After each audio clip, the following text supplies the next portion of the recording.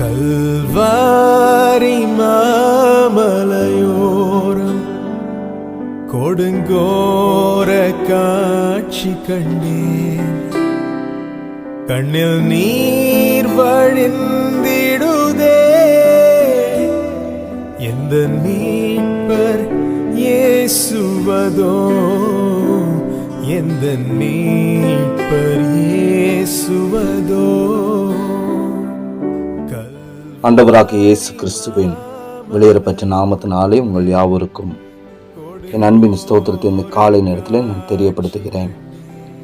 பரிசுத்த யோவான் எழுதின சுவிசேஷம் 19ஆம் அதிகாரம் 30வது வசனத்தில் இவ்வாறாக வாசிக்கிறோம். இயேசு காடியை வாங்கின பின்பு முடிந்தது என்று சொல்லி தலையை சாய்த்து ஆவியை ஒப்புக் கொடுத்தார் என்று சொல்லி நாம் பார்க்கிறோம்.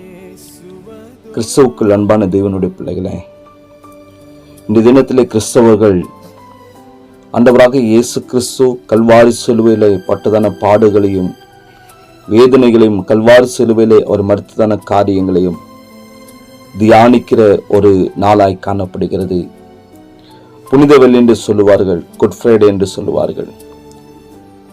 கிறிஸ்துவுக்குள் அன்பானவர்களே, ஆண்டவராக இயேசு கிறிஸ்து பிரதான ஆசாரியரும் ஜன கூட்டாரும் இயேசுவை ரோம அதிகாரியாகிய பிலாத்துவின் இடத்தில் அவர் கொண்டு சென்றார்கள்.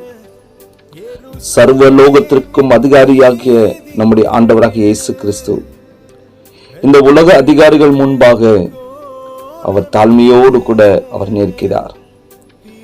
எந்த குற்றத்தையும் காணவில்லை என்று ரோம அதிகாரி கூறிய போதும் அவரை கொல்லும்படியான பொய் குற்றச்சாட்டுகளை அவர் மேல் சுமத்தி மரண தண்டனை அவருக்கு கொடுக்கிறார்கள். இயேசு சிலுவையை சுமந்து கல்வாரி மலைக்கு அவர் கடந்து சென்றார். அங்குள்ள ஸ்திரீகளில் சிலர் அவரின் பாடுகளை கண்டு புலம்பி அழுதார்கள். எருசலேமின் குமாரத்திகளே, நீங்கள் எனக்காக அழாமல் உங்களுக்காகவும் உங்கள் பிள்ளைகளுக்காகவும் அழுங்கள் என்று அவர்களை தேற்றினார். இயேசுவை சிலுவையில் அவர்கள் அறைகிறார்கள். அவரை பார்த்து அவருடைய காணப்பட்ட சிலுவையில் அறையப்பட்ட கள்வன் ஒருவன் இயேசுவை இகழ்ந்து பேசுகிறான். அந்த வழியாய் நடந்து போகிறவர்கள் தங்கள் தலைகளை துலுக்கி உன்னை நீயே ரட்சித்துக்கொள் என்று அவரை தூஷித்தார்கள். அப்படியே பிரதான ஆசாரியரும் வேதபாரகரும் மூப்பரும் பிரயாசம் பண்ணினார்கள். நீ தேவனுடைய குமாரனானால் சிலுவையிலிருந்து இறங்கி வா என்று அவரை தூஷித்தார்கள். கர்த்தராகிய இயேசுவோ இந்த நிந்தையை சகித்தவராய் அநாதி தீர்மானத்தின்படி பாவிகளாகிய மனித குலத்தின் ரட்சிப்பை நிறைவேற்றும்படியாய் உங்களுடையதும் என்னுடையதும் எல்லாருடையதுமான கொடூரமான பாவங்களை அவர் சுமந்தார். தன்னை வதைக்கிறவர்களை மன்னிக்கும்படி தன் பிதாவை நோக்கி அவர் வேண்டுதல் செய்தார். அவர் நீதிபரராய் இருந்தும் தன் நீதியை குறித்து ஒன்று பேசாதவராய் வேதனைகளின் மத்தியில் தன் பிதாவின் சித்தத்தை பரிபூர்ணமாக நிறைவேற்றி எல்லாவற்றையும் செய்து முடித்தவராய் தன் ஆவியை பிதாவினிடத்தில் ஒப்புக் கொடுத்தார். ஏன் இந்த பாடுகள்? நம்மை தம்மை போல தெய்வீக சுபாவம் உள்ளவர்களாய் மாற்றும்படியாய் இந்த கோலம் அவர் கொண்டார்.